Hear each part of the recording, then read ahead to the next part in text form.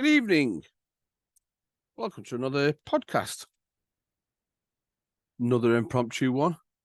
Just thought I'd fill in a little bit of time again this evening.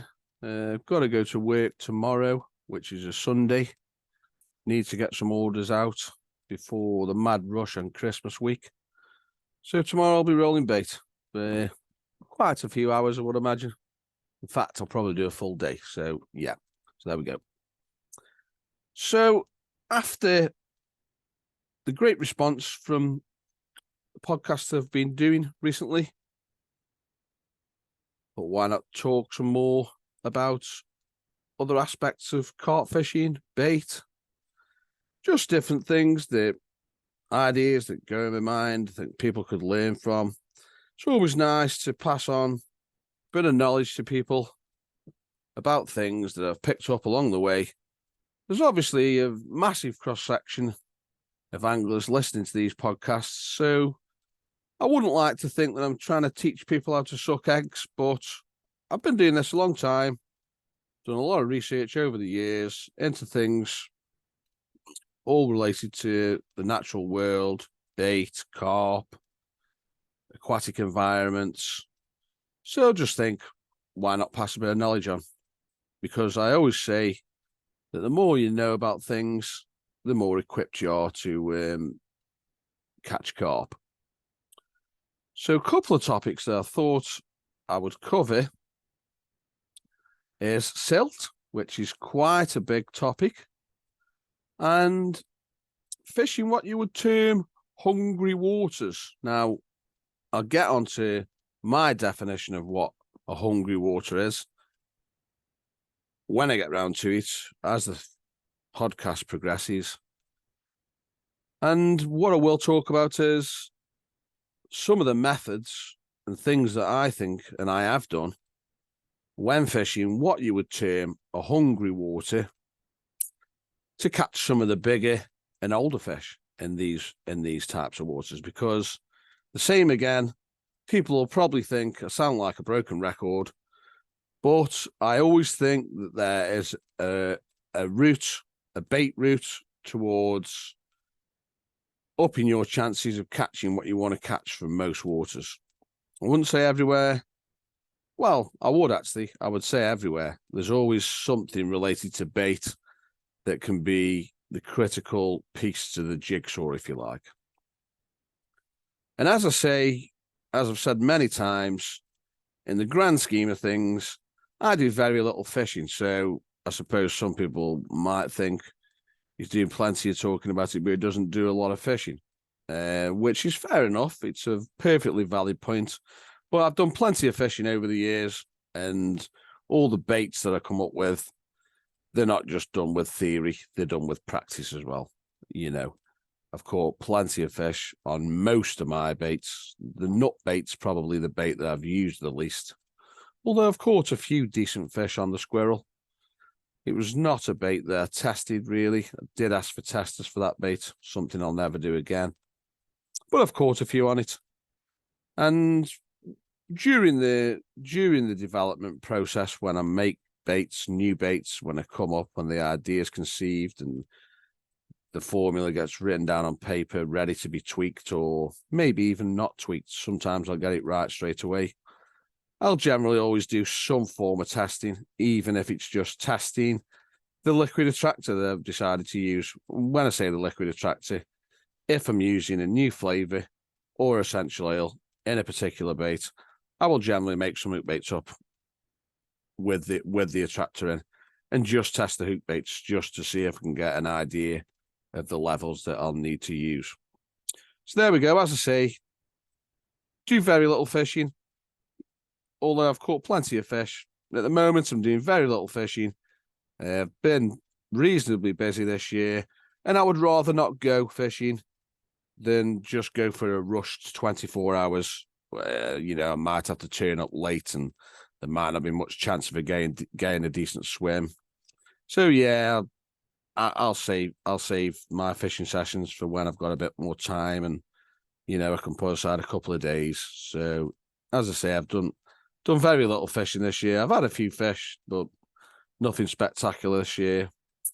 I'd fished £27. So, you know, in the grand scheme of things, they're not massive fish. Although I have had some really nice fish this year. Some really nice fish, some nice 20s. So there we go.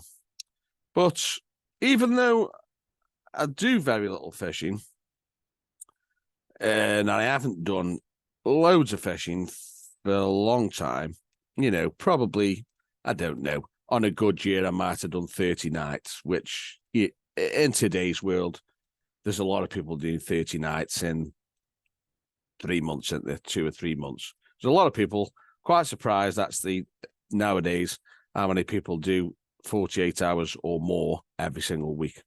So it's lucky for them. I wish I could do it.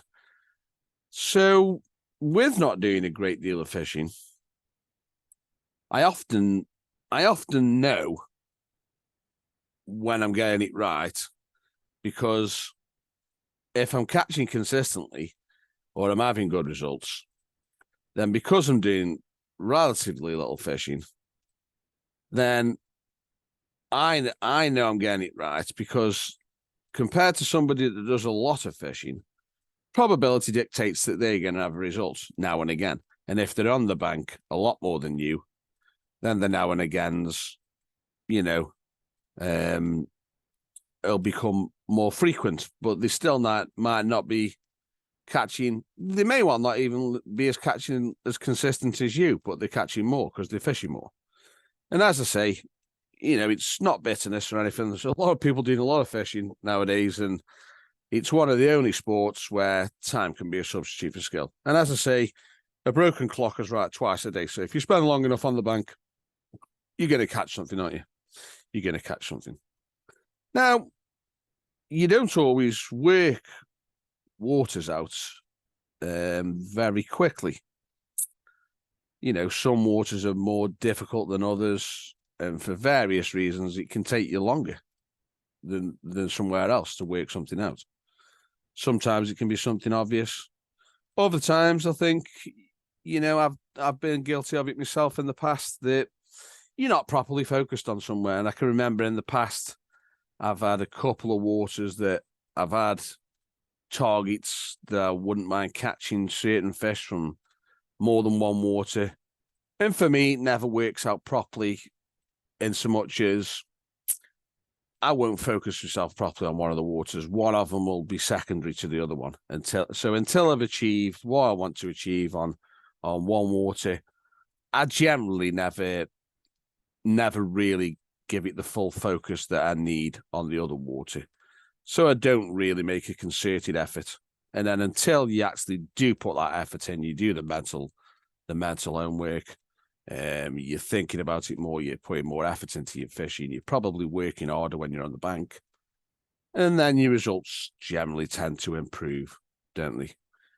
You know, so as I say, this thing about me not doing much fishing, I suppose in a way I'm under the microscope somewhat, because I sell bait for a living.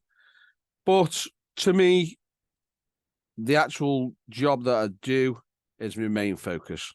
You know, I focus more on making sure the bait's done properly, making sure I'm making the best baits that I can make, providing the customers with the best baits that I can make and that I'm happy with. I focus on that way more than I do catching fish for myself these days. So as long as people are catching good fish and they're happy with the results they're getting on my baits, it doesn't really matter, does it, if I never go fishing ever again? I'd like to go fishing more, but it doesn't matter if I never go again, because I do get an awful lot of pleasure out of supplying good bait to people and seeing what they catch. So as long as people are catching fish and I publicise the odd fish here and there, I don't think it really matters what I catch. Some people might disagree with me. But yeah.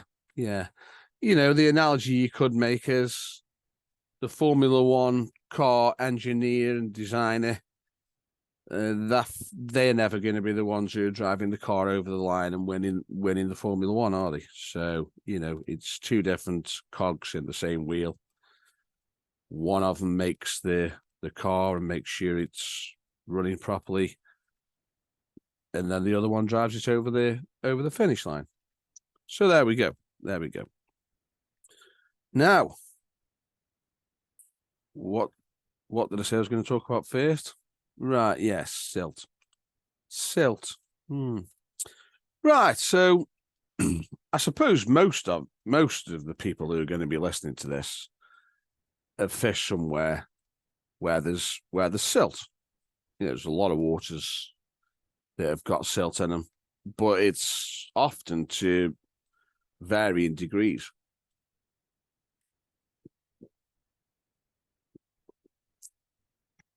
I've fished some gravel pits that are not particularly silty. You've got silt areas in the gravel pits, but it's never very deep. I've never fished. Don't think I've ever fished a gravel pit with any deep silt. I would say that the lakes that I've experienced with having the most silt in them have been the estate lakes. You know, the estate lakes, or often lakes that are sort of dam streams, if you like, as well, which estate lakes often are. But the lakes that I've encountered with the most silt in estate lakes. And I suppose as well, I'm in the Midlands, stroke Northwest. The meres, the natural meres, are silty. Now, just what is silt? What is silt? It's obviously suspended solids that are coming in from off the bank in feeder streams or rivers that run into lakes. So it's often dead organic matter, sand, etc., and it settles on the bottom. And you can get lakes where you've got 2 or 3 feet in places of reasonably soft silt. It's and then you've got the dead weed. If there's weed in the lake, the weed dies, goes to the bottom, and the leaves and the microbial action breaks it down, and it creates these silt deposits. Now, silt in general, in fact, as far as I know, silt is always acidic. It's always acidic in nature. And I'll just talk a little bit about one particular attractor that does work well in silt because it's alkaline. So it creates a good pH differential in the water. And that's squid and octopus. Well, it's trimethylamine as the active component that's in a flavor of that nature, and it's an alkaline, very alkaline, a very alkaline liquid, and it's an extremely good attractor. It's proven in scientific papers that carp respond well to it. So you've got the old solar squid and octopus coirere that had trimethylamine in. And I know from talking to quite a few lads over the years that this was particularly effective on some of the silty meres in Cheshire. And it stands to reason that it would be effective there because it's different to the ambient pH at the bottom of those meres is acidic, and the attractor's alkaline. So, and it'll be working on this ionization process as well, pH differentials. So yeah. And I do sell pop-ups with a squid and octopus flavoring that's based on trimethylamine. And I call them TMA pop-ups, short for trimethylamine. And lots of my baits have been particularly effective on silty waters. The Super Orange is fantastic track record on silty waters. I used to make another bait. With the famous Secret Agent flavor. And now I didn't used to use the Rod Hutchinson original Secret Agent flavor, because it was no longer available. It was still available, but I don't think it was the same as the original version.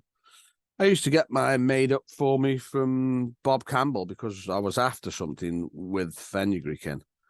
And I spoke to Bob. I mean, it's a long time ago. This is over 10 years ago. And I decided to use this secret agent flavor, and it was in a bait that I called the original. The original. That was a fish meal bait, and it was the first bait that I ever made with blood powder in. I used to use pig's blood powder, porcine blood powder. Extremely good ingredients, not particularly costly, very attractive, high in nucleotides, soluble, very, very good at hardening baits at low levels. And carp didn't seem to turn the noses up to it. You know, it's a very good bait. That was the original. And as I say, the secret agent got used on very silty water, Trentham. Very good bait on there. So was the Red Devil. And when I initially made the Red Devil bait, I used to use Bob Campbell's strawberry flavor. And that was based on MPG, monopropylene glycol, rather than an oil-based strawberry flavor, which is what I use now. And in the Red Devil, I combine the strawberry with this orange essential oil.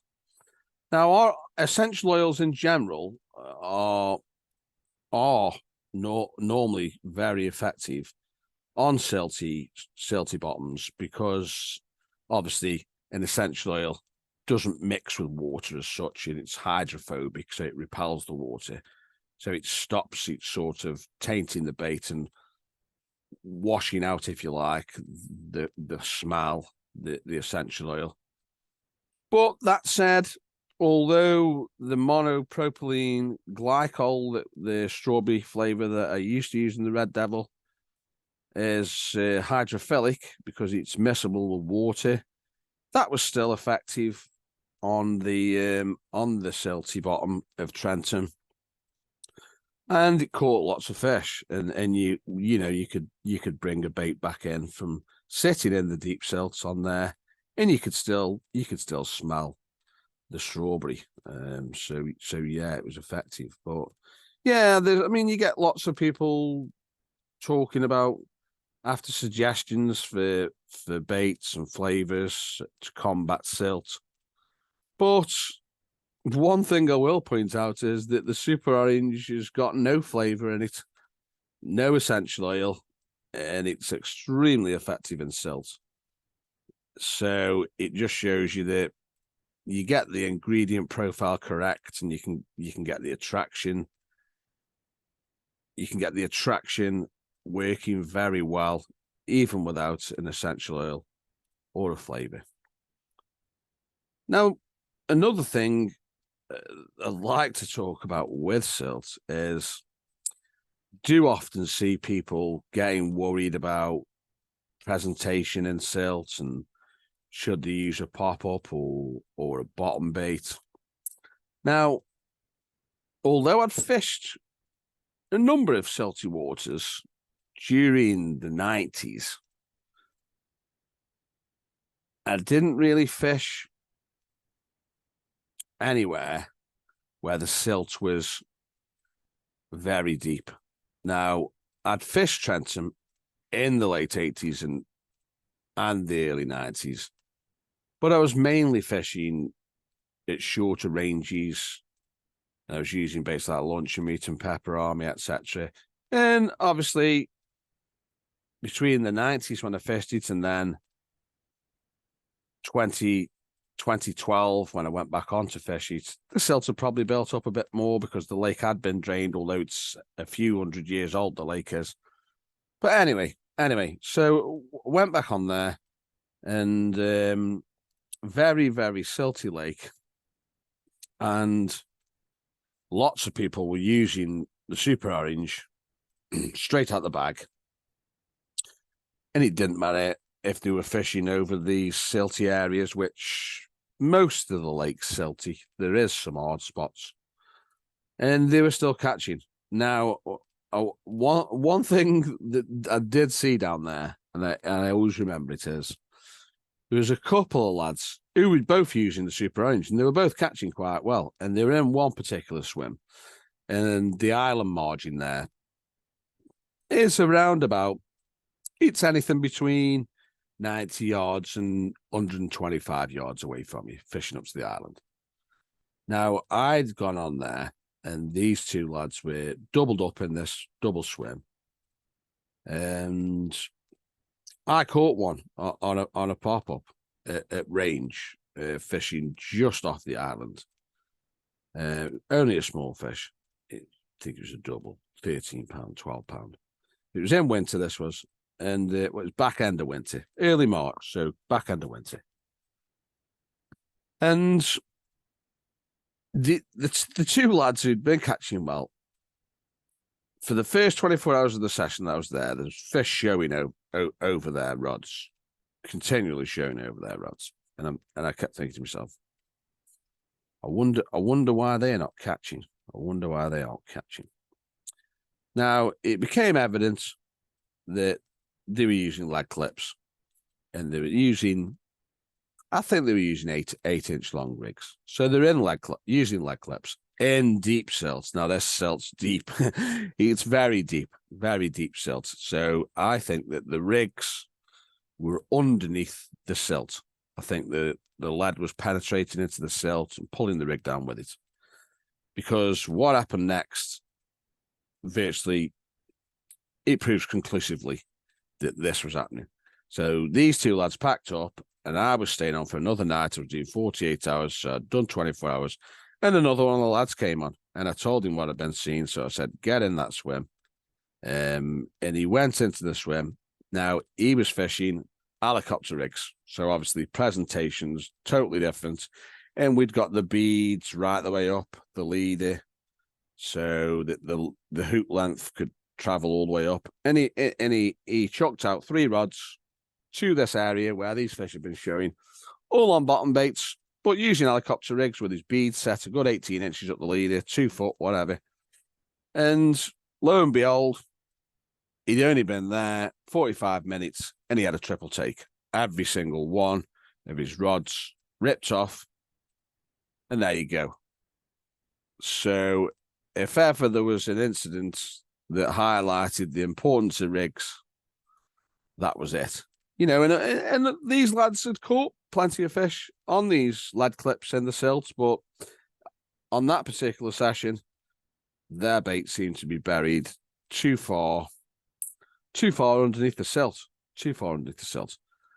Now, on Trenton, one thing that I did learn, which was a real eye-opener, was how effective bottom baits, single bottom baits, the boosted ones that I sell, the hardened bottom baits, how effective these could be when fished in silt in isolation.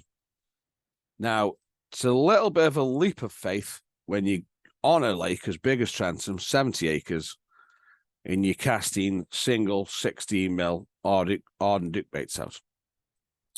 And the fish would find these. I mean, I was using the helicopter rigs, as I've detailed, with the bead set, couple of foot up the leader.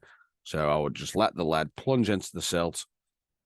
Rig would travel up on the leader, couple of foot, and I was happy that was presenting. The bait was sitting on top of the silt. Who knows how it was actually sitting in situ? It may well have been buried a little bit. But anyway, the point I'm making is using these boosted hardened bottom baits as single hook baits, we caught loads of fish, caught lots of fish.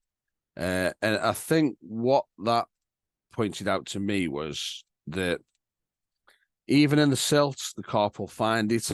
It shows you how much attraction you can get coming from one bait, one single bait. But the main reason why I was using singles in certain swims on there, and so were other people, is because some of them were very shallow, and there's a lot of birds on Trenton.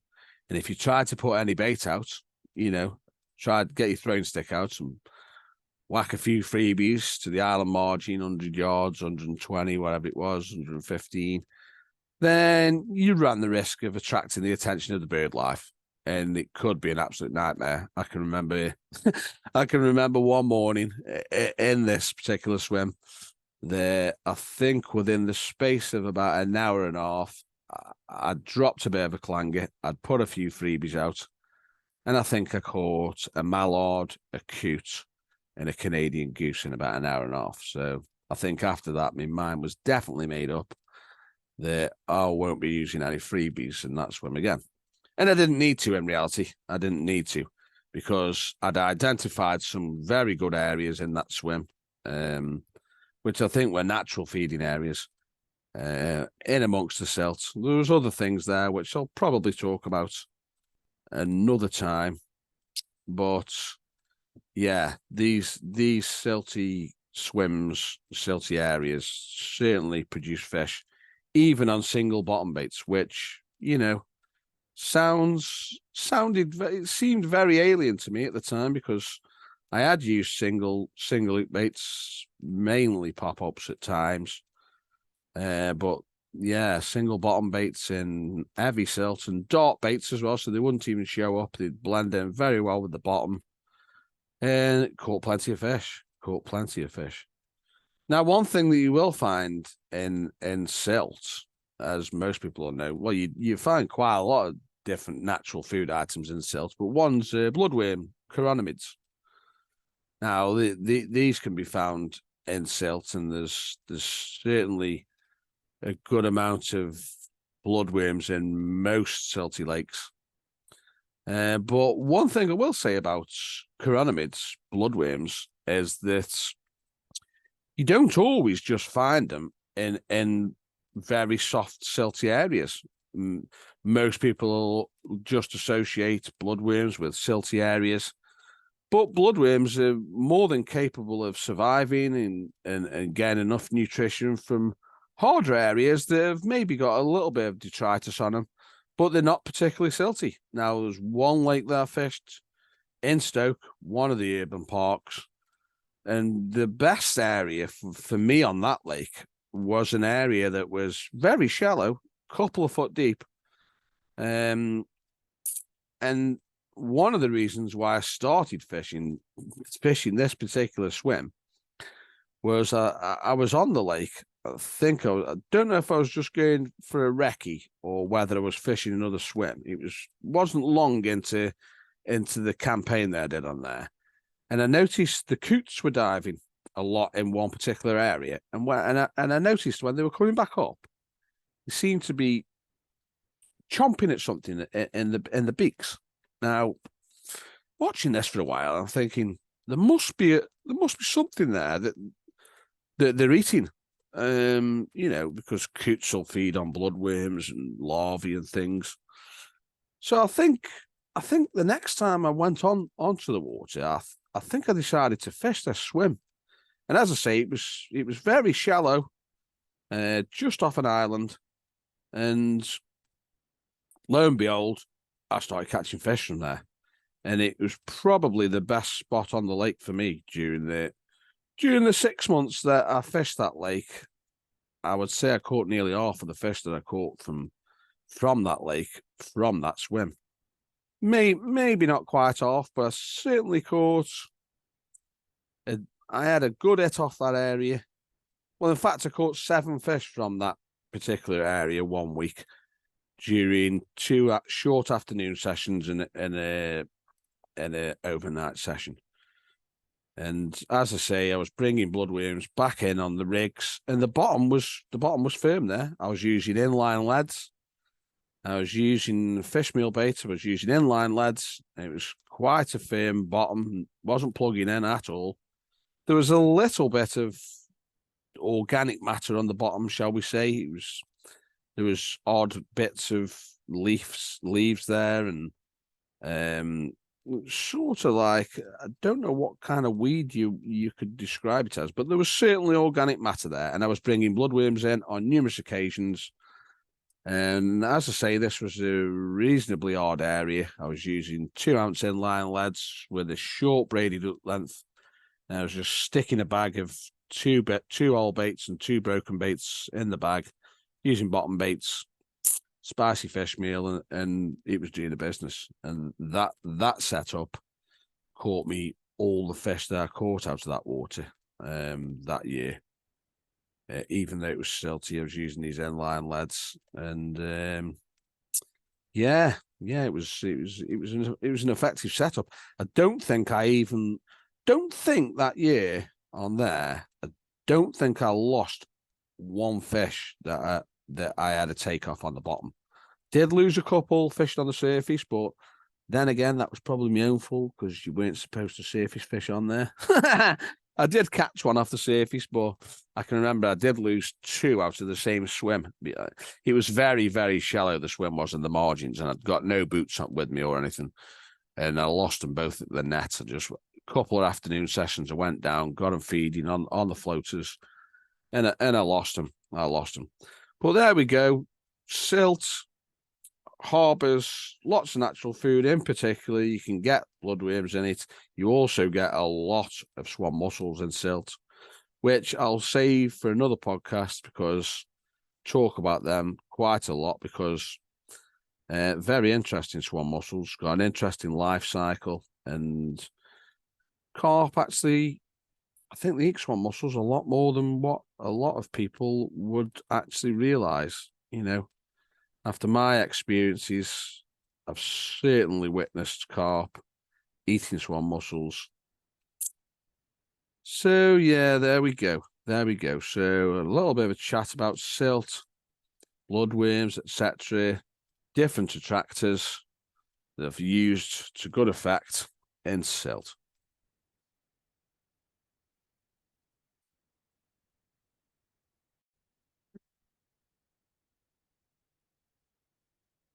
So that's silt covered to some degree. There is other things that I could talk about regarding to silt, but I think we'll leave it at that. And if there's anything anybody would like me to chat about, I'm more than happy to expand a little bit on silt because there is other things that I can talk about with silt. As I say, there's various other bits of natural food in there besides chironomids, bloodworms, if you like. So the next thing that I'd like to chat about is fishing what you would term hungry waters. Now, not everybody may be familiar with this term, but basically a hungry water, if you like, it's usually somewhere that's easier than your difficult low stock waters. Hungry waters, generally called hungry waters, because they've usually got a fairly high biomass, and obviously biomass is related to growth potential. So, in natural food, there's a thing that's termed the carrying capacity of a water, which is related to the natural food, the productivity of the lake, which in turn is influential on the ultimate size that the fish can get in there. All the fish, not just the carp. So yeah, I mean, not everyone's got not everyone is in the fortunate position that they're fishing the kind of waters that we all want to fish, really. I mean, most of us generally who've been caught fishing a while, in particular, you're after waters with big fish in. And generally, they're not generally hungry waters, although you do get exceptions to the rule because you get waters that get stocked with big fish, numbers of big fish. And you get some waters that have probably got too many fish in, but because they're rich waters, so they've got a larger carrying capacity or a lot of bait goes in there, the fish can end up getting quite big. But I would say that because there's probably a general cross-section of anglers listening to these podcasts that I'm doing, and especially probably people who haven't been caught fishing as much, or maybe just people who just go for general pleasure, just like catching a few fish. A lot of anglers will be fishing waters where you may only have a small number of bigger fish in, and they're generally hungrier waters where lots of the fish might be doubles. You might have the odd 20s, you might have 30 in there, or you may well just be fishing a water where the singles, doubles, and the target fish are 20s. And generally, these are hungrier waters because the biomass is quite high.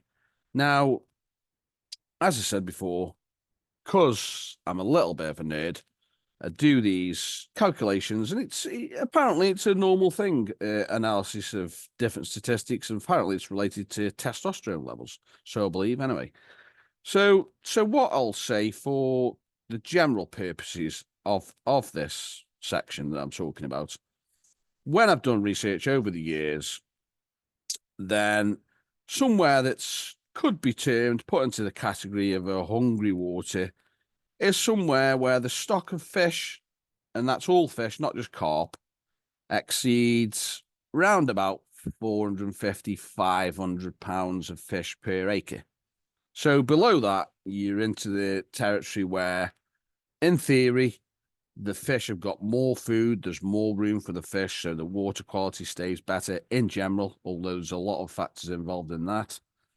And the fish will probably reach the potential either quicker, or ultimately they'll get to a larger size. So biomass, very important. Carrying capacity of the lake, which is related to how rich the lake is. So this is quite an intricate subject. There's lots of different factors involved. Now, I've fished quite a lot of waters over the years that could go into the category of being hungry. And also, in retrospect, some waters that I fished a long time ago that were reasonably tricky for me back then. And they were never really what you would term runs waters. I suppose some of those could possibly go into the category of being a hungry water, purely and simply because although they'd got carp in there and there wasn't a really large stock of carp in there, there was lots of other fish in the lakes, bream, tench, roach, rudd, perch, and all those fish are all impacting the water quality, and they're all eating the natural foods that the lake's producing. So you could class some of those as hungry waters. Now, what I have found over the years is that there seems to be patterns that emerge from fishing these hungry waters, if you like.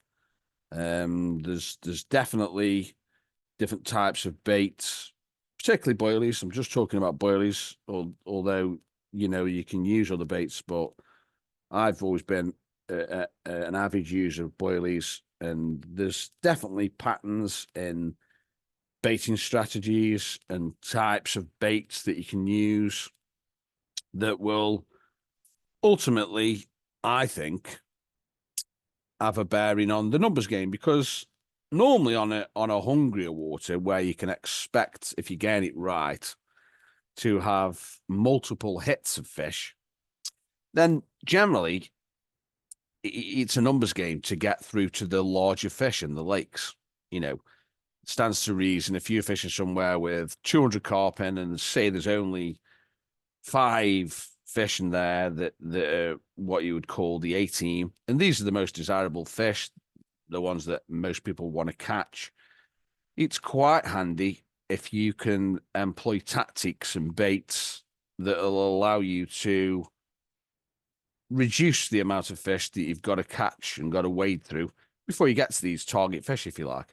Now, I'm not saying that this is a magic formula. All I'm saying is that over the years, I fished waters that I would put into the category of being hungry waters, although some of them are way more productive than others with regard to natural food, different environments. Some of them have been weedy waters, others have been clay, sandy bottoms. Some have had water going into the lake, so the water quality has been reasonably good.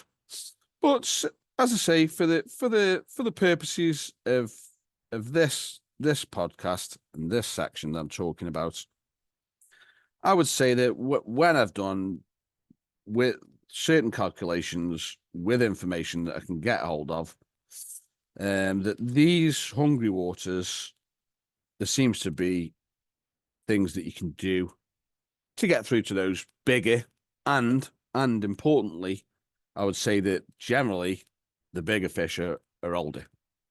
I mean, you do get some lakes where the stock can be all the same age. They're all put in at the same time. But lots of waters, particularly certain types of hungry waters, the carp will breed in there, and you get different year classes of fish coming through.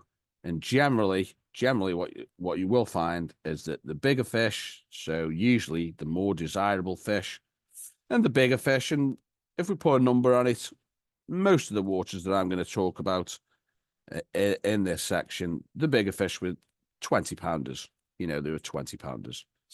So as I say, over the years, I've accumulated some knowledge about approaching these types of waters. And generally, you get onto a water, so you try and find out a bit of information. So the first port of call that I'm usually after is getting some sort of an angle on how many fish are in the lake. So that gives you some idea as to whether you think the biomass is probably a little bit on the high side.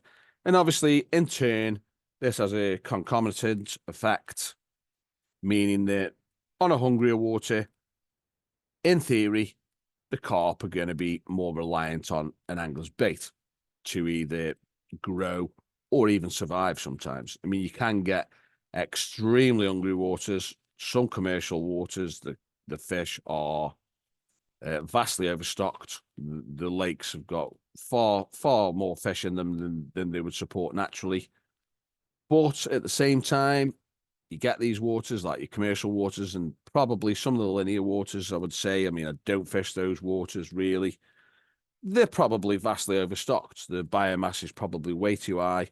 But because the gravel pits, generally, the water quality is quite good. You get a good water exchange, wind catches them and stuff, keeps the water quality good. There's a good depth to them because obviously the volume of water can have a bearing on the productivity of the lake. And even though some of these lakes are massively overstocked, way above this 450, 500 pounds per acre of fish, the fish still thrive. They do well.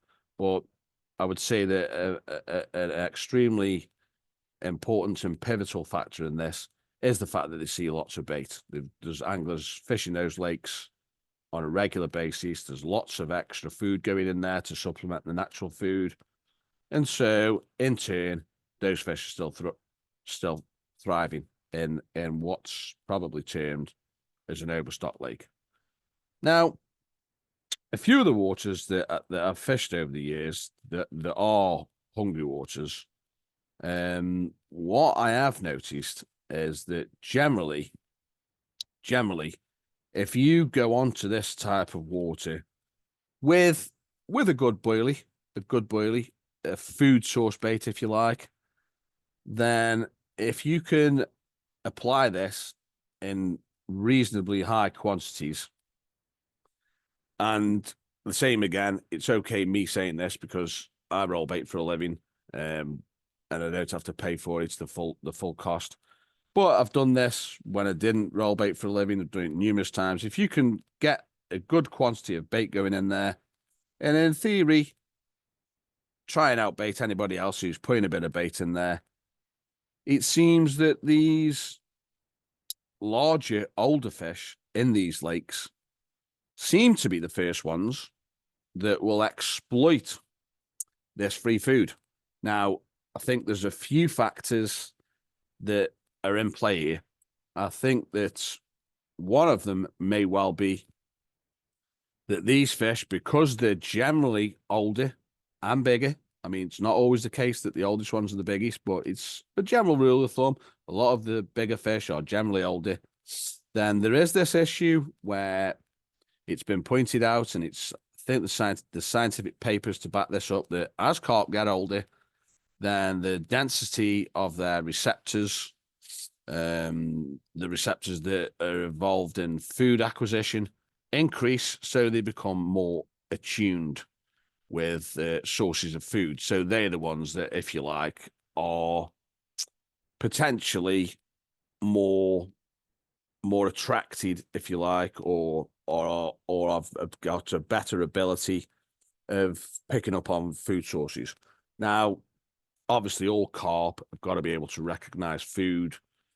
So, yeah, it's quite a complicated subject that is, but you know, there is quite a few people in the camp that seem to be of the belief that old fish seem more attuned and more stimulated by certain foodstuffs.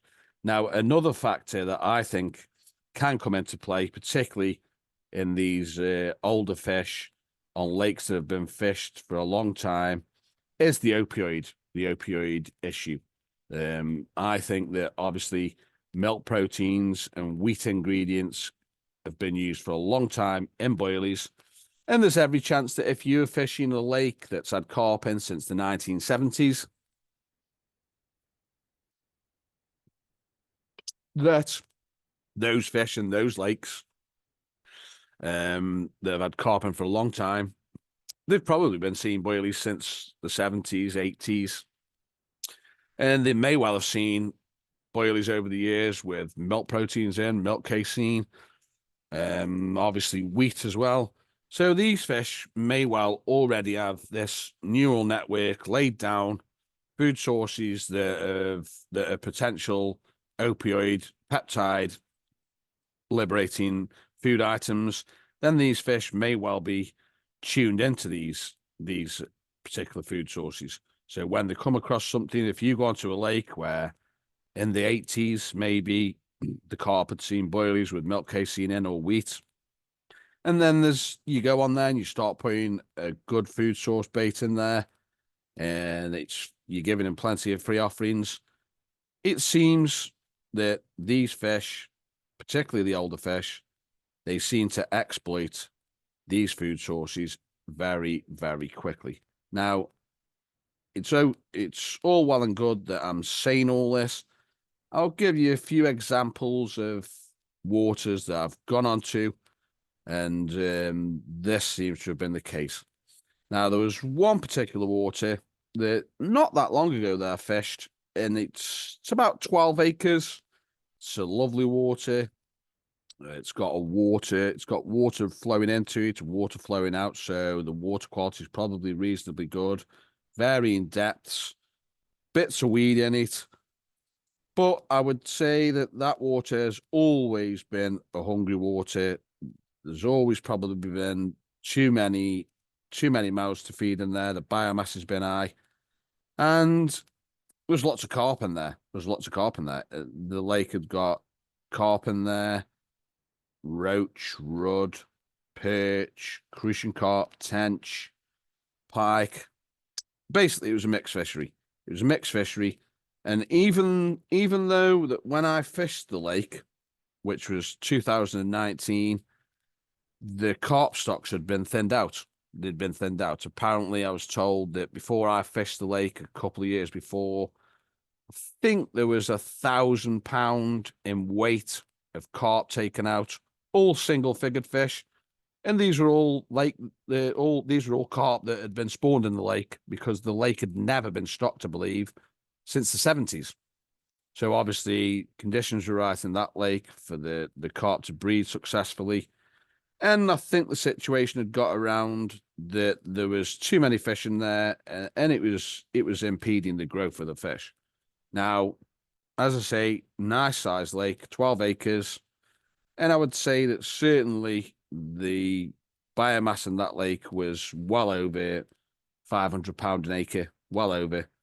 In my estimations, there was at least 400 carp in there. There was a lot of carp in there. I mean, it's not an enormous number for 12 acres, but there was lots of carp in there. And I went onto this lake and I fished it in the winter. And I was catching in the winter. I was using the HXB. I was using it in the dyed white form. But I was also applying ground bait and pallets and sweet corn. I was ramping up the attraction in the cold weather, and I was catching. I wasn't slaying them, but I was catching a few. There was only, I think there was only one other angler that was catching in January, February, and March. And I was happy. Caught a few. Didn't catch any of the bigger fish during the winter. And then when I went back on there, once the water was warm in the late spring, so talking early June, I decided to go on with the Wedgwood mix. Now, the Wedgwood mix is a bait that I don't sell anymore. I will still make the bait because I've always got everything I need to make that bait, but I don't sell it anymore because I've got 2 other fish meal baits, the Super Orange and the Frankie mix. And the Wedgwood mix was the first bait that I ever came up with from scratch in 1996. And it's a basic HMV fish meal bait. It's got a good high level of fish meal in. It's got quite a lot of casein in, 10% casein. And I used to put 10% lactalbumin in there in the 90s. But it's very difficult to get hold of lactalbumin these days. So I replaced that with whey protein concentrate. And I put 7.5% whey protein concentrate in that bait. So it's a good nutritious bait. Definitely a bait that you could call a HMV bait.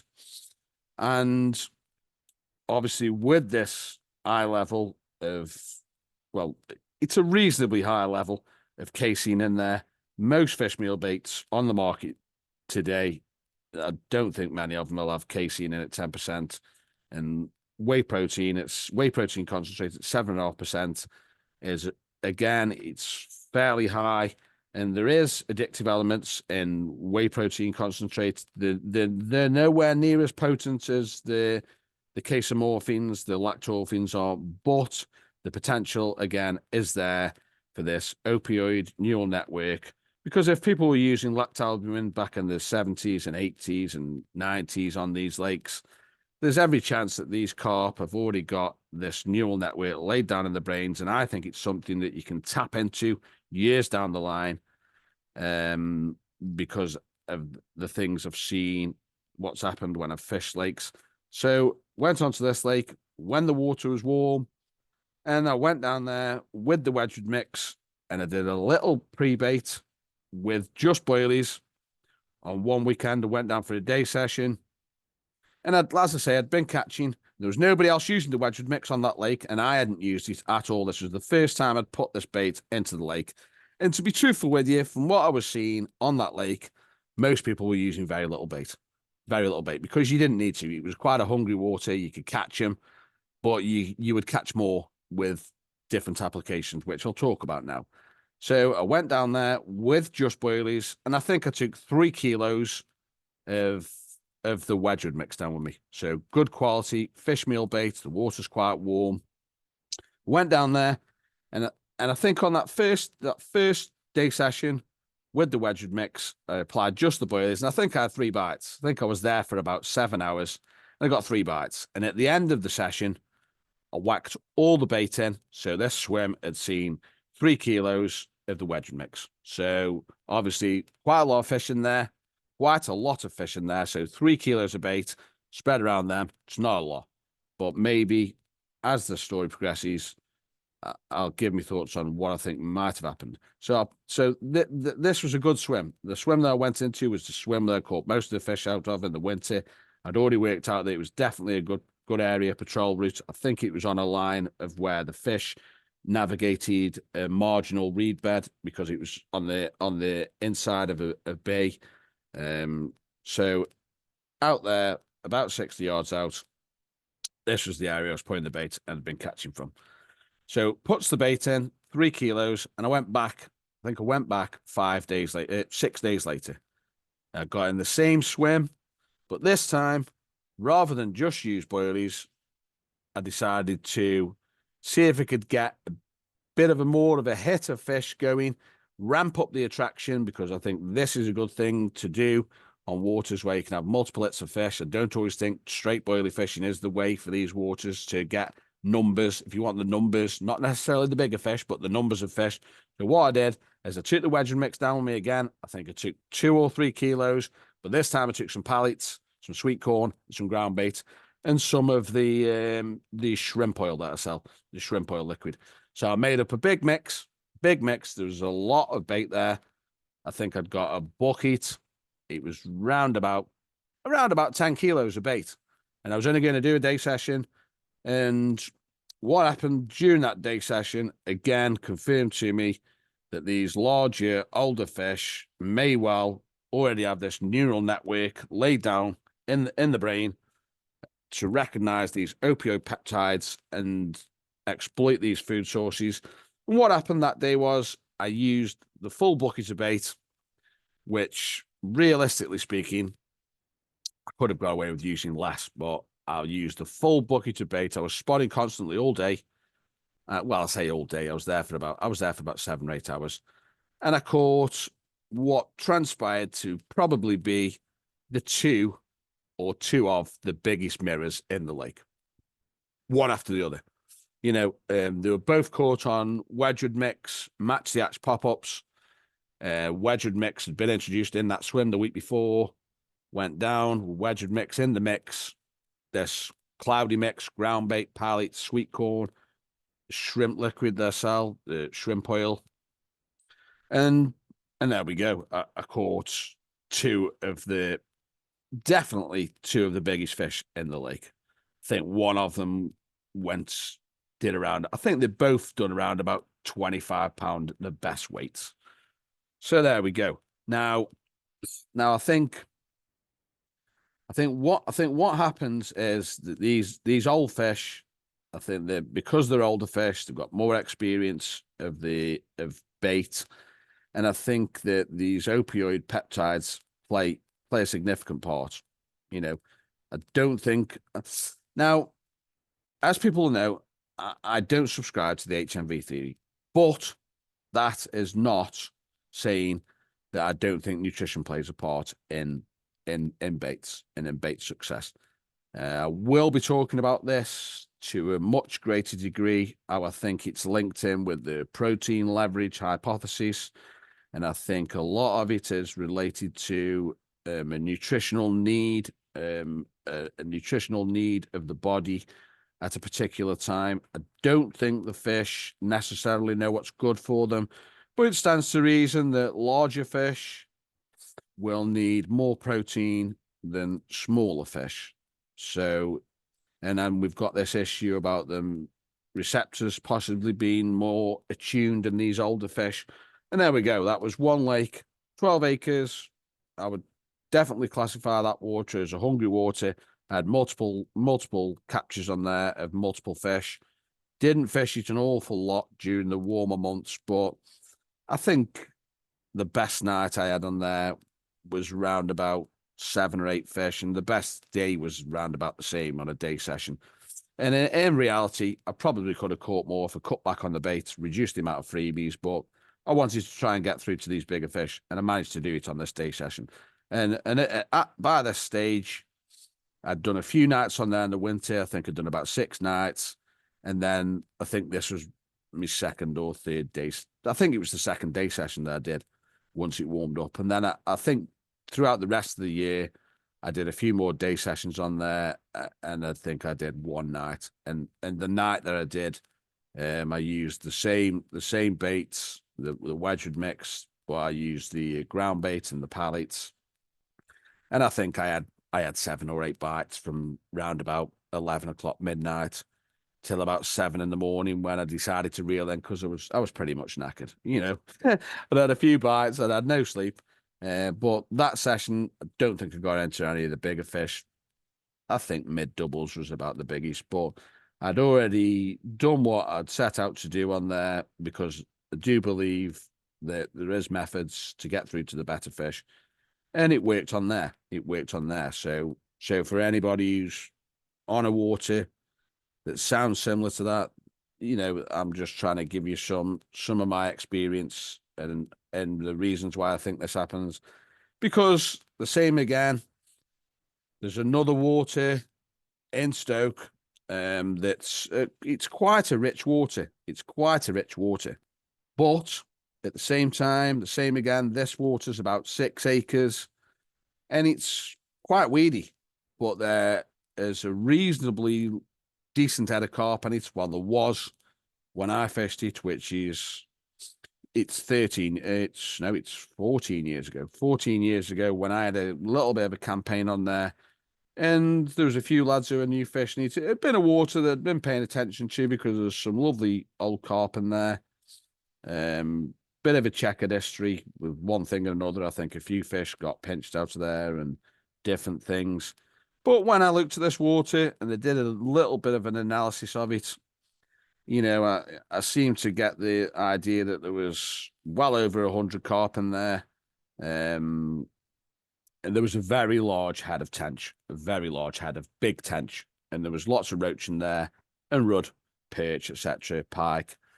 So same again, I looked at it and thought, probably falls into the hungry water category because it had done fish, I think, to I-20s. Lots of them, I think, got stolen the winter before I went on there. So same again, you were looking at a lake with possibly some single figure carp in. Yeah, there was. Lots of doubles, and the big fish were 20s. The big fish were 20s, and it transpired that the biggest fish in there were quite a bit smaller than what the biggest fish used to be, because I think some of them got stolen, unfortunately. Although it's bounced back now, and there's quite a few fish in there over 25. But back then, when I fished it, there wasn't really. There was a couple of fish in there that probably go 25 if you were lucky. Now, the bait that I took onto this water was the super orange. Now, the super orange, again, you could definitely term it an HMV bait. It's a fish meal. It's got milk proteins in. So yeah, good food source bait. And I went onto the water, and I decided to start applying quite a lot of bait to this water because I was fishing a couple of times a week, and every time I went, I was taking around about 2 to 3 kilos of super orange, and it was all going in.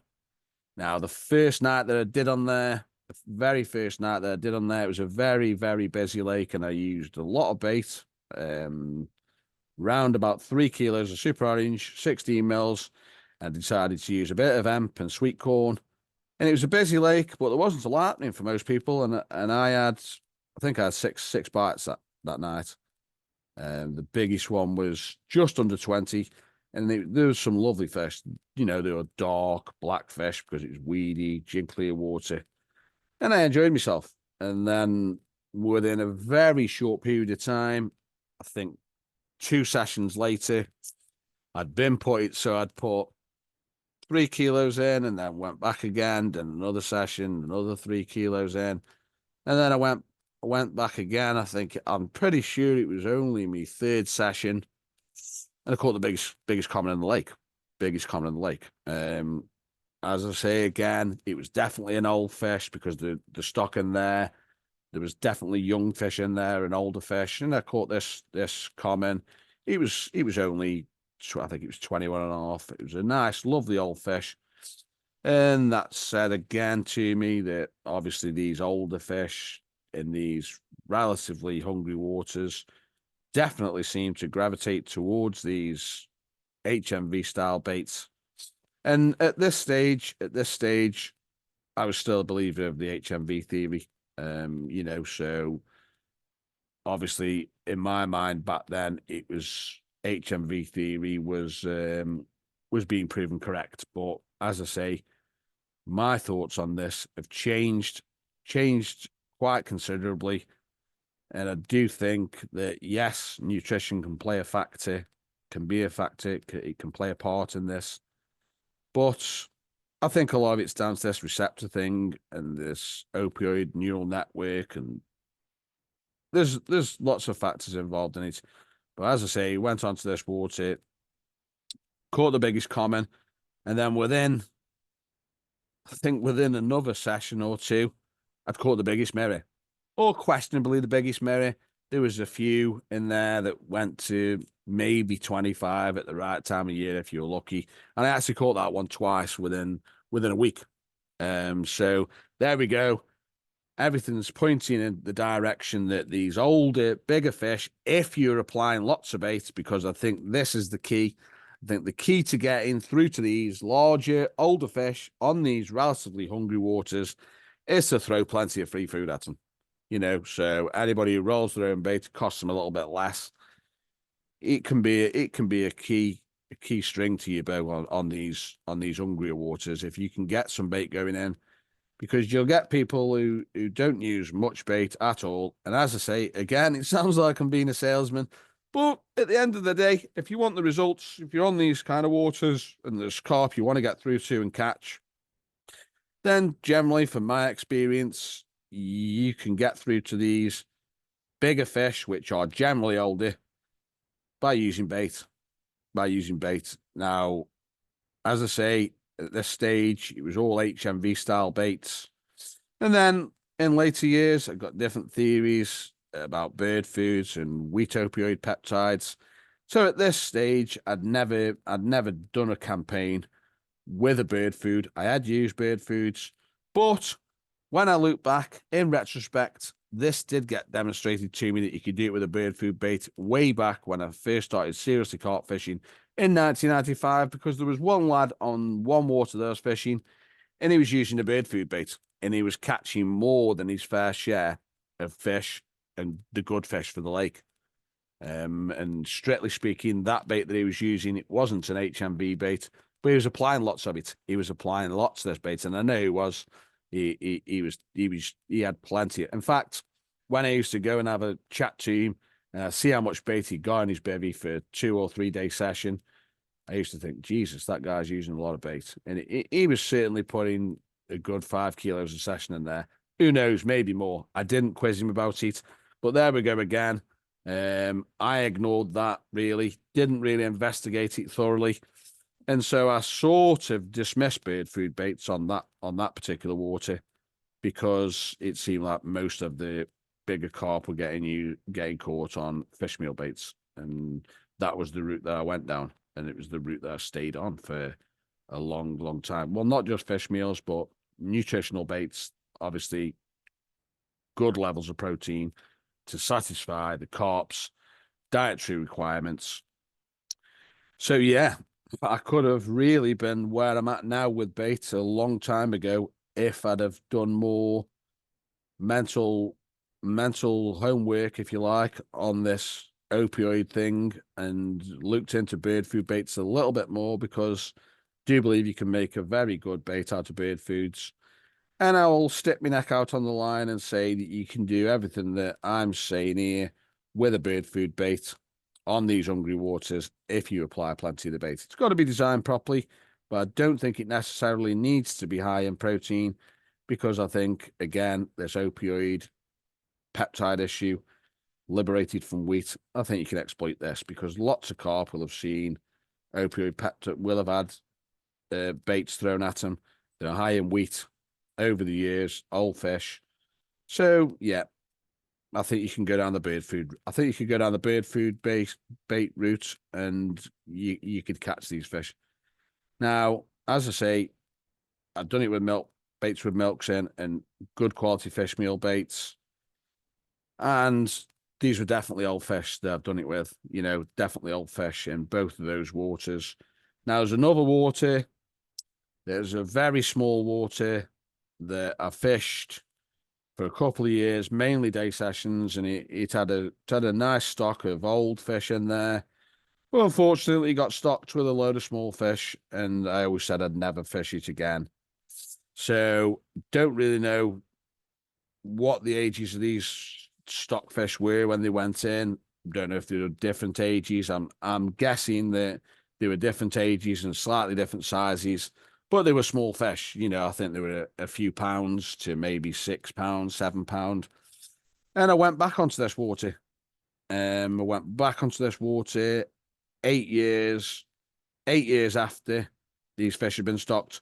And now this water was, in contrast to how it was when I fished it years before, this water was now definitely classed as a hungry water. I would say that there was getting on for 100 carp in there. I'm not 100% sure, but I would say there was 100 carp, and it's a very small water. It's about an acre in size. Actually, it's under an acre. But it was a productive water, weedy. It was quite rich in natural food. And I decided to go on there in the winter. I always said I'd never fish it again. But I did. I decided to go on there in the winter, and I took the HXB on there. Now, the HXB, if you don't know, it's a milk protein based bait, milk protein bird food.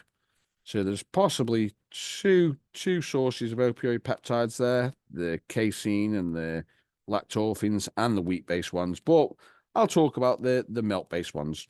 So I went on with the HXB onto this water, and on my second session, I caught the new queen of the pond, the biggest fish in the lake, if you like, which, statistically speaking, I shouldn't have done, because the first session I went on there, it took me the best part of I think I only did 24 hours on the first session. It took me the best part of 20 hours to work out where the fish were, because it was end of November.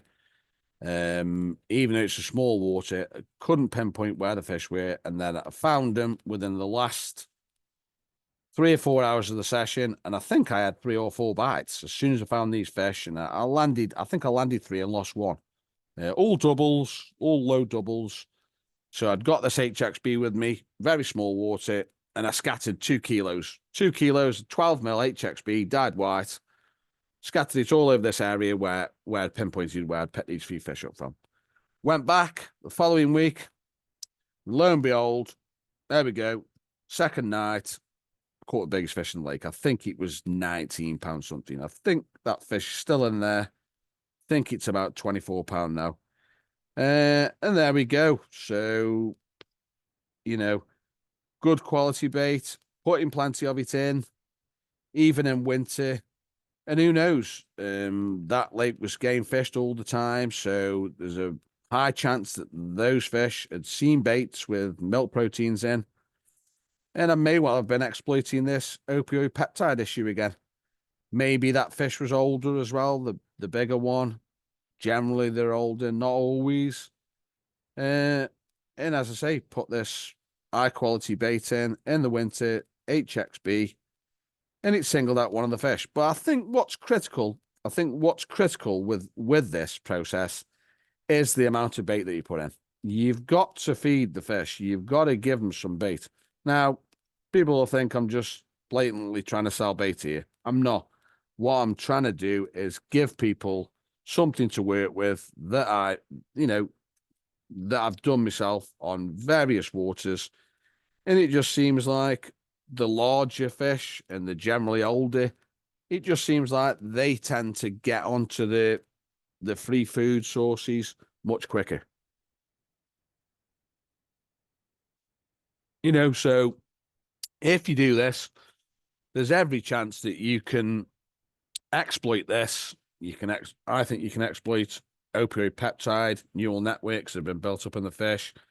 I think you can exploit the fact that there's the older fish have probably got more, well, they have got more receptors as they get older, more attuned into food sources and what's going on in the environment that they're living in. And it just seems like you can get through to the bigger fish. I can't say I've done it everywhere that I've ever fished, but I've certainly experienced this enough times for me to believe that if you want to get through to these larger, older fish in these hungry waters, if you like, then often using a lot of bait can be the way to go. Now, unfortunately, all this can fall down big time when you go onto these waters, like your linears, etc., because unfortunately, I just think there's that much food getting thrown at these fish all the time that although they're in what you would term hungry waters, I don't think the fish in those lakes are particularly deficient in nutrition at any given time, because they see so many anglers and there's so much bait going into these lakes. And I think the best way on those sorts of waters, because I have fished one water that's similar to this, it's a small gravel pit, very high stock of carp with some bigger fish in, gets fish quite regularly, plenty of bait goes in. And I think on those types of waters, to build up a bigger hit of fish, you're better off using the mixed bait approach. Obviously, a bit, not always, you don't have to use boilies. Boilies, I've generally used boilies, pilot, ground bait, sweet corn, few liquids. And you generally build up the good hits of fish on those types of waters by aggressive spodding. And I had some real good hits of fish on that particular small pit, but I've never got through to the bigger fish. But I've never pre-baited on that water, and I've never thrown a large amount of boilies at them. I've never really put rods over large amounts of boilies and just sat and waited for boilies. Although one thing I will point out that I did fish this particular pit a couple of times in 2018, and I had some real good hits of fish out of there. Real good hits of fish. And the chap who was next to me, who was actually fishing for a week, same again, not making this up. The chap who was next to me, he was fishing for a week. I arrived on the lake on the Monday. He'd been fishing since the Thursday. So he'd done the Thursday night, the Friday night, the Saturday night, and the Sunday night. And he was chuffed to bits on himself. I think he'd had 18 fish. So, wasn't vastly experienced on this water at this stage. So I thought he's doing quite well. And he'd actually I think he'd caught 220s. I think he caught 220s. Now, back then, this water wasn't really that renowned for 20-pounders. But he'd had 220s and he was fishing straight boilies. So, as I say, I think that straight boilies, decent ones with certain things in, is a good method for singling out the bigger fish, and it's certainly working for him. Now, unfortunately for him, I fished next to him. I was quite a distance away from the area where he was catching, and I was spodding aggressively.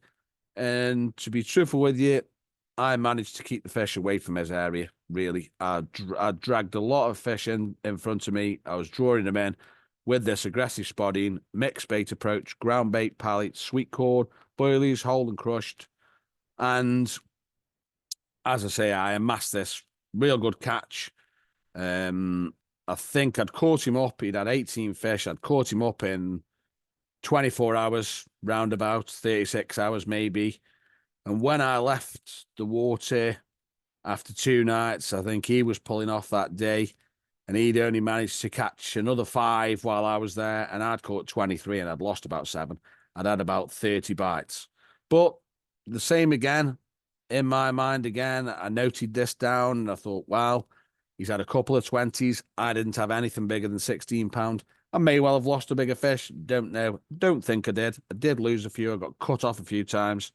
Savage bars in that water. Savage bars. And there we go. He was just fishing straight boilies, and he seemed to single out a couple of the bigger. And there we go again. Probably older fish. And they fell to this boilie approach. So the attraction route wasn't being used by him.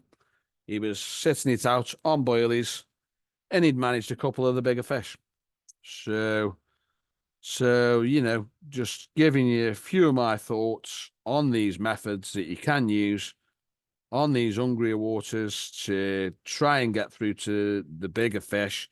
And obviously all situations are not the same. So you have to assess the situation. You have to consider all factors, how much bait's going in there, the anglers that are on there, what they're doing. And because, let's face it, you're not just fishing against the fish on most waters, you're fishing against the other anglers. Very rare these days you can get a nice quiet water where you can go about your business and stick a bit of bait in and nobody else is doing it. And, you can get waters where there's not much bait being applied by anglers, but waters are getting busier, aren't they? Waters are getting busier nowadays, and carp fishing's certainly more popular now than when I started I started in the late 80s. It's definitely a more popular pastime now, and I think a reflection of that is how much bigger in general the fish are getting because they're getting more food thrown at them. So there we go. That's another podcast about a little chat about silt, and I certainly haven't exhausted that issue. There's definitely other things that I could chat about with regard to silt. I haven't covered everything because didn't want to go on too much about silt. And then I've had a little bit of a chat about these hungry waters, if you like, as opposed to waters that are not hungry. And as a general rule of thumb, waters are not particularly hungry if they've got reasonably big fish in. If there's generally a reasonably good head of big fish in. You know, and let's say, you know, big fish, we'll say 30s.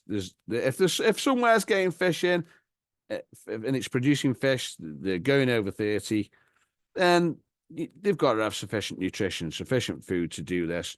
Although that said, as I say, you can get relatively hungry waters where the fish do get big, especially in this day and age. Carp fishing is a lot more popular. They're seeing a lot more bait. And in one of the waters that I fished, that I would say was borderline hungry water. You know, that lake even produced a 30 in recent years. It had done in the past, but they were always spawn-bound fish. And there'd been a lot of bait that went into that lake in the 90s when I first started fishing it. And I think, obviously, nutrition is a big factor in getting fish bigger. So yeah. So there we have it. Done a little podcast again, chatting about silts, chatting about hungry waters. If there's anything anybody would like to question me on what I've spoke about, then feel free to send me a message, leave a comment, whatever. People seem to be enjoying these podcasts. I'm quite enjoying doing them because, you know, I make a few notes and it orders things in my mind. And I think, you know, it does help you to revisit things sometimes. And as I say, don't do an awful lot of fishing. Would like to do more. Hoping to get out before Christmas. I mean, there's only a couple of weeks to go, so may get out on Christmas week because I've managed to put a little bit of work back because I didn't want to send it out with the courier during Christmas week because it's going to be busy and it may well not get there in time. So don't want bait sitting around over the Christmas holidays in a warehouse going rotten. So there we go. So another podcast done. So hope you've enjoyed it. Leave a comment, subscribe to the page, give the video a like on YouTube, subscribe to me on YouTube, Spotify, wherever else. Hope you've enjoyed it. Bye for now.